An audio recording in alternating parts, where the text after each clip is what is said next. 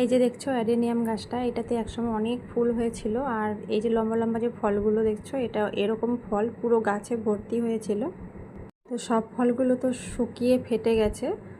এখন গাছে মাত্র 4টে ফল রয়েছে। আর যখন শুকিয়ে ফেটে ফেটে গেছিলো তখন আমি এরকম তুলে রেখেছি। আর দেখো বীজগুলো, অনেক বীজ আছে আমার কাছে।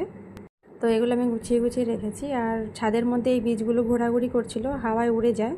তো সেইখান থেকে আমি 2-4টে বীজ নিয়ে আমি একটা টবের মধ্যে পুঁতে রেখেছিলাম। দেখো কত সুন্দর এখানে গাছটা হয়েছে। আর আমি এই কোনো ভালো জায়গায় না, কোনো একটা অন্য টবের মধ্যে এখানে একটা তুলসী গাছের তলায় পুঁতে রেখেছি। এটা নাকি তুলসী গাছ, আমি জানি না এটা তুলসী গাছ কিনা। এটা একজন বলেছে তুলসী গাছ, সে আমাকে দিয়েছে। এটা একজনের বাড়ি থেকে চেয়ে এনেছি আর কি।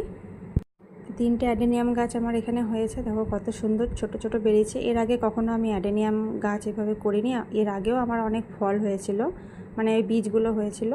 তো সেখান থেকে আমি কখনো অ্যাডেনিয়ামের চারা তৈরি করিনি। আর আজকে এরকম ছাদে বীজগুলো ঘোরাঘুরি করছিল দেখে একটা জায়গায় পুঁতে রেখেছিলাম। এই যে গাছ, 3টে গাছ হয়েছে, আমার খুব ভালো লাগছে দেখতে।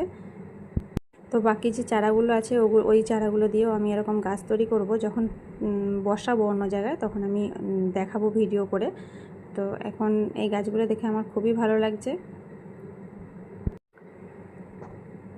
এই তুলসী গাছটার নিচে, মানে এটা তুলসী গাছ বলছে। আর এই রকম গাছ কার বাড়িতে আছে অবশ্যই আমাকে জানিও। আর এটা তুলসী গাছ কিনা যে দিয়েছে আর কি, সে বলেছে এটা নাকি বাইরের তুলসী, বাইরের গাছ নাকি, এটা এই খাইয়ে এসে নিয়ে এসছে। তো এই গাছটার নাম কি বা এটা আমাকে কমেন্ট করে জানিও। আর ভিডিওটা কেমন লাগলো সেটাও কমেন্ট করে জানিও।